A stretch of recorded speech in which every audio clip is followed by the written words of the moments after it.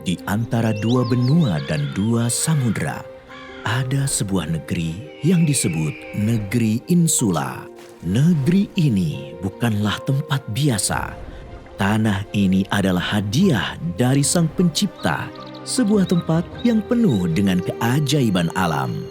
Iklimnya stabil, tanahnya begitu subur, sehingga apapun yang ditanam akan tumbuh dengan mudah.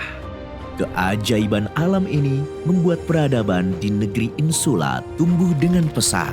Penduduknya adalah bangsa yang tangguh, terlahir dengan gen unggul hasil simfoni alam yang sempurna. Mereka sudah lama mengenal seni budaya. Seiring waktu, mereka terus membangun monumen peradaban yang melampaui zaman. Hidup dalam kelimpahan membuat mereka menjadi bangsa yang murah hati, saling membantu, dan menghargai keberagaman. Alam yang kaya dan penduduk yang ramah menarik banyak bangsa datang ke sini, bertukar sumber daya dan kebijaksanaan. Berita tentang negeri Insula sampai ke telinga bangsa-bangsa dari negeri jauh.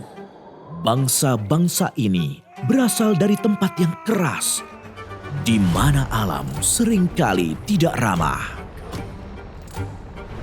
Mereka terbiasa bertarung untuk bertahan hidup, bahkan menjadi serigala bagi sesama manusia. Mereka datang dengan kapal-kapal besar, berpura-pura membawa niat baik. Kami ingin berdagang, kata mereka. Penduduk negeri Insula menyambut mereka dengan senyum dan tangan terbuka, ingin berbagi pengetahuan dan sumber daya. Namun, di balik senyuman mereka, bangsa pendatang ini memiliki niat lain.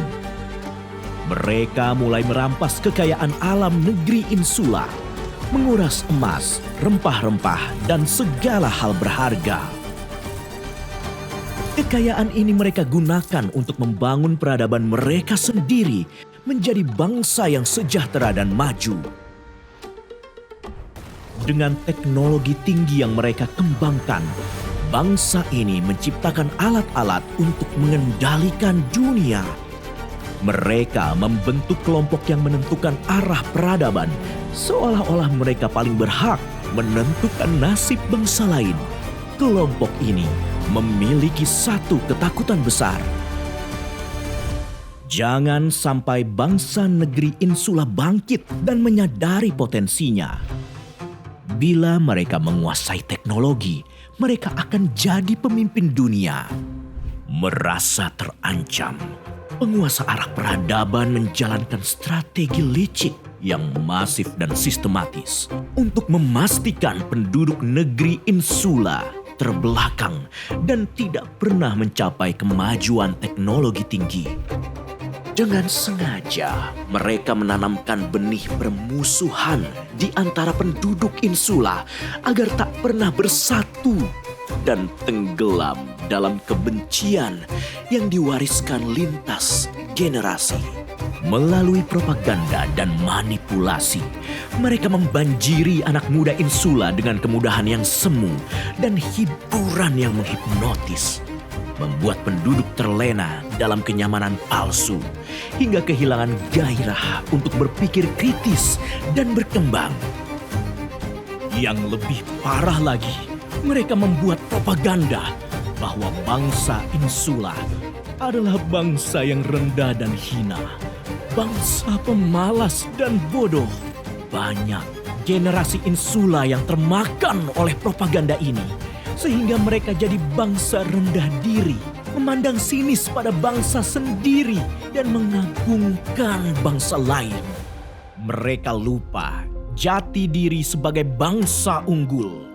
Namun, dalam kegelapan selalu ada secercah cahaya. Bibit-bibit kesadaran mulai tumbuh di hati para pemuda dan pemudi negeri Insula. Anak-anak muda ini adalah generasi baru yang tidak mau menyerah pada takdir yang ditentukan oleh orang lain. Diam-diam, pemuda-pemudi mulai mempelajari kembali warisan nenek moyang. Mereka menemukan bahwa dalam darah mereka mengalir potensi besar, sebuah genetika peradaban yang lama tertidur. Generasi muda ini mulai menyusun teknologi berbasis budaya lokal, memadukan tradisi dengan inovasi. Sebuah harapan baru telah lahir. Penguasa arah peradaban pun tidak tinggal diam, mencoba menghentikan kebangkitan ini dengan segala cara. Intimidasi, sabotase, bahkan ancaman perang. Namun, anak-anak muda ini tak gentar. Mereka berkumpul dan merapatkan barisan. Kali ini, jumlah mereka lebih banyak dari yang pernah ada. Bagaimanakah akhir pertempuran ini? Akankah negeri Insula mampu kembali ke masa kejayaannya dan dapat menciptakan perdamaian dunia? Cerita ini bukan dongeng semata. Jika kita jeli, kita akan melihat keberadaan negeri Insula di sekitar kita. Apakah kita akan bangkit seperti penduduk negeri Insula atau tetap tinggal dalam kegelapan? Jawabannya ada di hati kita.